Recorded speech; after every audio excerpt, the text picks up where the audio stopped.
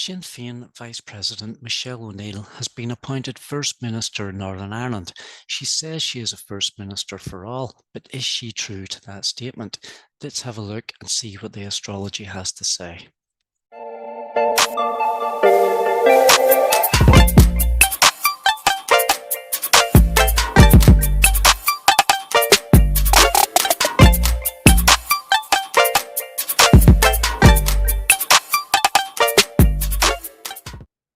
Now, as a professional, I endeavour to keep my opinions impartial because I live in one of the most politically challenged countries in the world, and the last thing we need is another hand stirring the proverbial pot.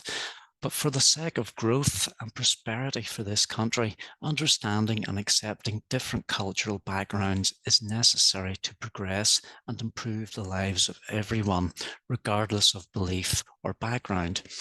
So, I aim to use astrology to answer this question without bias and arrive at an honest conclusion.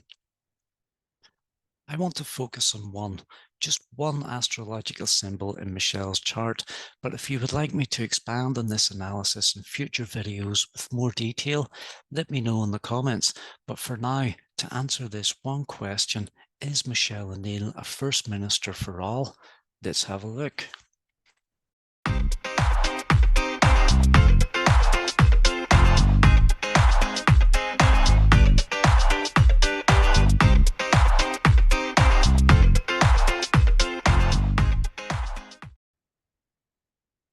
We're going to look at Venus.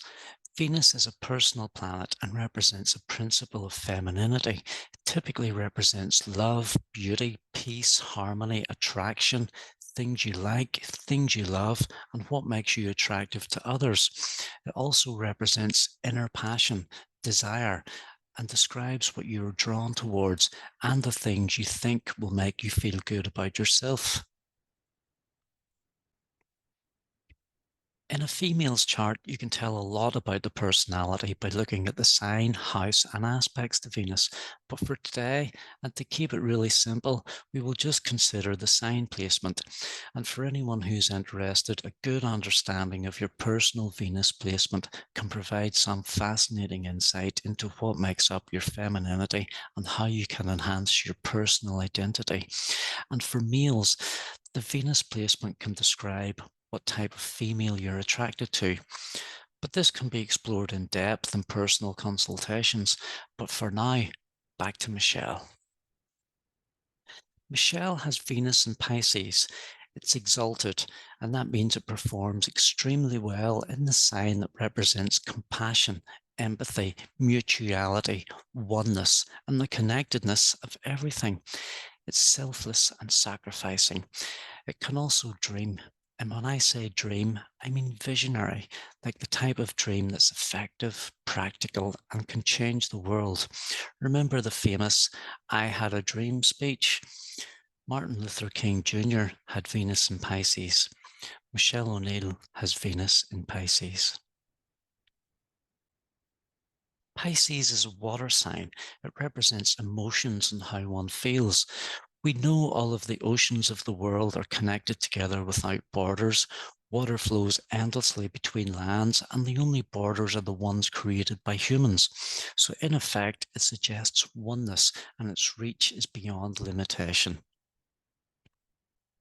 This placement certainly suggests a love for connecting all things together, and it certainly looks like we may be onto something here.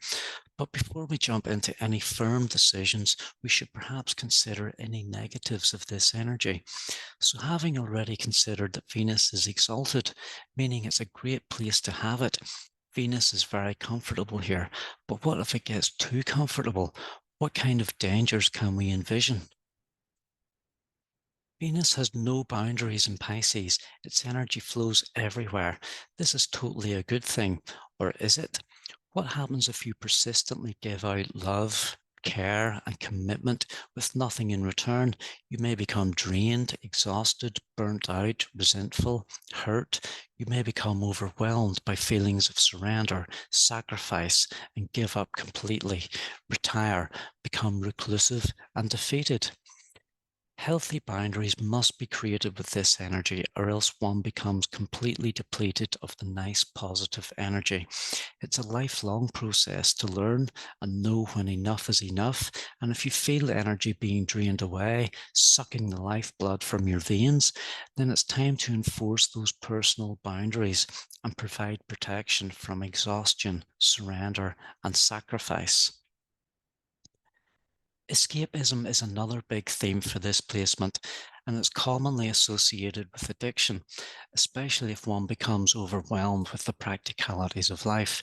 But more productively, it can be used to escape into creative ventures like art, music, acting, singing, dancing, poetry, or anything that involves using creative talent. So, if Michelle directs her energy into creating a leadership for all, then it certainly seems like a healthy, productive use of that energy. The other thing to consider is where that might stop. If she is successful in bringing two communities together peacefully in a united Ireland, will she stop there? Or will she go on to bring more nations together, becoming an ambassador for peace and unity as a collective for the whole world? Not just a united Ireland, but a united world. That is the dream of Venus and Pisces. Sinn Féin say there will be a referendum for a united Ireland within 10 years, and some think it will be this decade. Others think it will not be in this lifetime. Michelle is certainly not short of controversy by stating that there was no alternative to Republican violence before the Good Friday Agreement, and also by attending an IRA funeral during COVID restrictions. It will take a lot to convince Unionists that a united Ireland is the best way forward, and no doubt she and Sinn Féin are actively working towards it. And by recognising the PSNI, by referring to the North as Northern Ireland, and recognizing the royal family, she certainly is sending a strong message to unionism that everyone is included in her vision of unity. The question is, however, will unionism warm to her efforts? But anyway, back to the task at hand. She says she is a first minister for all. So is she? Based on the astrology, the answer is a resounding yes. Her Venus and Pisces placement is visionary and potentially unifying. And based on that alone, she can be an excellent First Minister for all. And in order to achieve her lofty vision, all she needs to do is keep delivering the message of unity and keep reaching a hand across the political divide. A task surely to be met with challenge and difficulty. But then again, with Venus and Pisces, universal love, understanding, and compassion knows no bounds. Please like and subscribe, and feel free to comment with any thoughts, ideas, or opinions. And if you would like to see more of this type of analysis, or indeed a further explanation into the birth chart of Michelle O'Neill, please let me know. In the meantime, thank you for watching.